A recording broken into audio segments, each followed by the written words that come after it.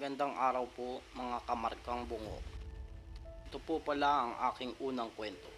Sana po ay magustuhan nyo. Ang kwentong ito ay isa sa aking kaibigan. Itago na lang po natin sa pangalang Jenny. Taong 1993. Si Jenny ay isang nurse sa isang district hospital. Araw-araw, madami ang nagpapagamot sa ospital na yon kasi nag-iisa lang sa bayan nila yun. Probinsya kasi yung kanilang lugar, kaya walang ibang pupuntahan yung ibang pasyente. Meron din naman provincial hospital, kaso malayo pa sa kanila. Mga 2 to 3 hours ang biyahe kapag pupunta ka doon. So ganun po kalayo yung lalakbayin nyo bago kayo makarating sa provincial hospital. Isang gabi, habang naka-duty si Jenny sa shift niyang 2 p.m. hanggang 10 p.m. Mga bandang alas 7 ng gabi, may nagpakonsultang sumasakit ang tiyan. Agad naman itong inassist ni Jenny at kasama niyang attendant. Pati na rin ang naka-duty na doktor. Habang nag-i-interview siya sa isang kamag-anak ng pasyente, may bigla siyang napansin na matanda sa may hallway na nakatingin sa kanya habang naglalakad. Kaya siya napatingin habang nag-i-interview siya sa kasama ng pasyente, napansin niya sa mga gilid ng mga mata niya yung matanda, kaya agad niyang itong napansin. Ngunit niya dito nakatingin lang itong matanda sa kanya habang naglalakad at tuluyang itong nawala sa paningin niya nung naglakad na ito patungo sa isang building ng ospital. Naisip na lang niya baka bantay ito ng isa sa mga pasyente na nakakumpine sa kanilang hospital. Hindi na niya ito pinansin kasi nag-i-interview pa siya sa kamag-anak nung sumakit ang tiyan. Nung tapos na siyang mag-interview dito, agad naman niyang naalala yung matanda. Baka kasi may kailangan o papa-assist sa kanya, kaso busy sila kanina sa ER. Ang ginawa na lang niya, pumunta siyang nurse station. Nagtanong siya sa mga naka-duty doon kung may napansin silang matanda na nakaitim kanina. Napatungo dun kung saan nandun yung nurse station. Baka kasi naliligaw ng kwarto, hindi makita kung saan kwarto yung pupuntahan niyang kamag-anak. Sabi naman nung isang naka-duty dun, wala namang kaming napansin, Jen. Sabi nung isang nurse. Ganun ba? Akala ko kasi dito pumunta. Salamat. Sagot naman ni Jenny at agad na itong bumalik sa ER. Oras na ng uwian, 10 p.m. na. Medyo malapit lang naman yung bahay nila Jen dun sa may hospital, kaya naglalakad na lang siya papauwi. Pagdating naman niya ng bahay, agad naman itong nagpalit ng damit at nagpahinga sa kanyang kwarto. Habang nagpapaantok siya, bigla naman itong naalala yung matanda kanina sa kanilang hospital. Hindi nawawala sa isip niya. Nagpahangin na lang muna siya sa labas ng kanilang bahay. Yung bahay kasi nila, kitang kita doon yung hospital, yung gilid ng hospital.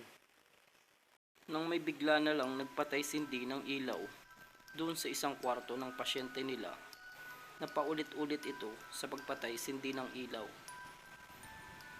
Sa isip niya, hala, sira ata yung ilaw dun. Hanggang sa nakita niya yung isang kwarto, ganun din ang nangyayari. Nagtaka siya, bakit yung mga ilaw nagpapatay sindi, mga sira na ata yun, sabi niya sa sarili niya. Hanggang sa dalawin siya ng antok habang pinagmamasdan niya yung dalawang kwarto na panay ang patay sindi ng ilaw. Pumasok na siya at nagpahinga na lang, at ang sabi niya na lang sa sarili niya bago matulog, bukas i-report ko yung dalawang kwarto na yon. Kinabukasan, papasok na ulit siya, ganong oras ulit, 2:00 ng hapon hanggang 10:00 ng gabi. Pagdating niya sa ospital, agad siyang pumunta sa admin nila at nireport niya agad yung nakita niya kagabi. Napatay sindi yung ilaw ng 2 kwarto nila.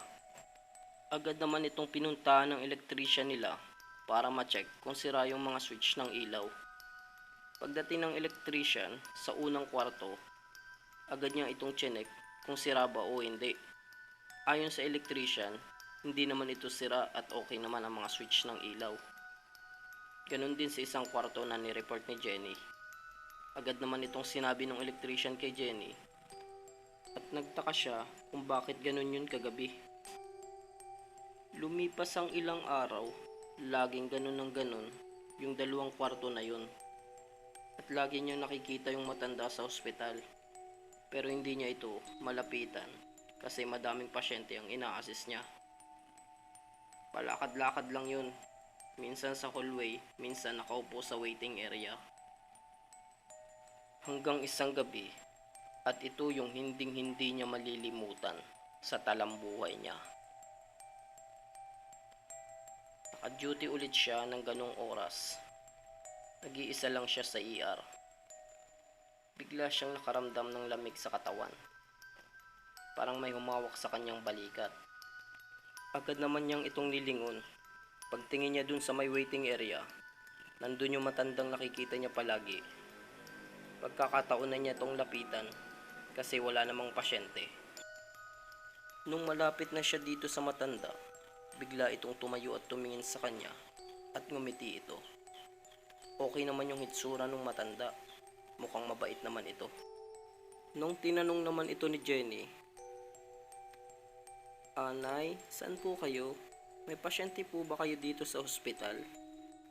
Hindi ito sumagot at naglakad ito papunta dun sa kwarto kung saan lagi niyang nakikita na nagpapatay sindi yung ilaw. Sa isip niya, baka ito yung kamag-anak ng pasyente namin dito. Nang bigla nitong binuksan yung ilaw at biglang inop ulit, ginawa ito paulit-ulit ng matanda. Pagtingin ni Jenny dun sa kwarto, tulog na tulog yung pasyente at yung nagbabantay rito. Medyo kinabahan na siya. Bakit ganun yung matanda? Bakit ganun yung trip niya? Buti hindi nagigising yung bantay ng pasyente. Siguradong magagalit yun. Sunod-sunod na tanong sa isip niya. Nang bigla itong tumigil sa ginagawa niya at bigla itong lumingon kay Jenny. Pagkurap lang ni Jenny, wala pang 3 segundo, nasa harap na niya ito at halos magkadikit na ang kanilang mga muka. Yung maamong muka kanina na nakita ni Jenny, napalitan ito ng napakasamang itsura. Parang naaagnas na bangkay, kulubot ang balat, at yung buhok niya parang nalalagas na. Hindi siya makasigaw. Gustong gusto niyang sumigaw pero walang lumalabas na boses sa kanya. Hindi rin siya makapikit kasi yung mata niya nakatingin lang dun sa nakakatakot talagang pagmumukha ng matanda. Nang bigla ito nagsalita ng, "Umalis na kayo dito. Pamamahay namin ito." Biglang lumingon yung matanda sa paligid. At bigla rin siyang napalingon kung saan lumingon yung matanda. Nakita niya napakaraming nilalang na hindi niya maipaliwanag kung ano yung mga nakita niya. Ang papangit daw ng hitsura. Yung iba naman halos kamukha na nung matanda. Yung hitsura mukhang naaagnas na kahit yung mga bata. Ganun din, parang nakakalbo na. Hindi na niya nakayanan yung mga nakita niya. Bigla na lang siyang nawala ng malay. Habang wala siyang malay, may naririnig siyang boses. Pamilyar ito sa kanya. Nang bigla niya itong maalala kung sino. Yung kasama niya pala sa duty. Yung attendant. Ginigising na pala siya nito sa hallway. Kung saan, katapat ng kwarto kanina, kung nasaan yung matandang babae. Bumangon naman agad si Jenny at tinanong yung kasama niya kung anong nangyari. Sabi nung kasama niya, "Naglalakad ka kanina dito, Jenny. Nakita kita. Tumingin ka dyan sa kwarto, parang may sinisilip ka. Tapos ayun, bigla ka na lang parang nanigas yung katawan mo. Tapos bigla ka na lang tumumba at nawala ng malay. Nang laki ang mga mata ni Jenny nung bigla niyang naalala yung matandang babae at kung paano ito nagbago ng itsura at yung mga nakita niyang mga nilalang doon. Hindi na niya ito sinabi sa kanyang kasama kasi hindi rin naman ito maniniwala kung ano man yung mga nakita niya at nangyari sa kanya. Mas pinili na lang niyang itago ito at siya lang ang nakakaalam. Simula nun, hindi na niya malimutan yung karanasan na yun. Hindi niya malilimutan yung mga sinabi sa kanya ng matanda. Ang ginawa na lang niya, nag-resign na lang siya dun at hindi na siya babalik ulit dun kung saan may matandang babae sa ospital. Maraming salamat po sa pakikinig nyo, mga kamarkang bungo. Sana po ay nagustuhan nyo itong aking kwento o kwenta ni Jenny. Pasensya na po sa audio kasi po ito ay cellphone lang gamit ko. Kaya humihingi po ako ng sorry. Kung nagustuhan naman po ninyo ang aking kwento, pakiclick na lang po ang like button at ang subscribe button. Pahit na din po ang notification bell para sa updated kayo sa susunod kong kwento. Maraming salamat po.